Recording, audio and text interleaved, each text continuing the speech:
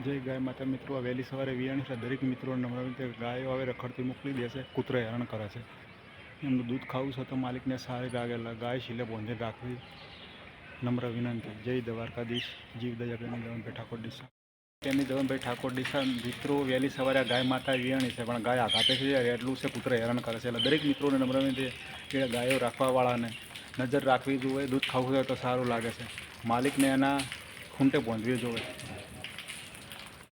મિત્રો ગાયો રાખવાવાળાને નમ્ર વિનંતી, ગાયો રખડતી મોકલી દેશે.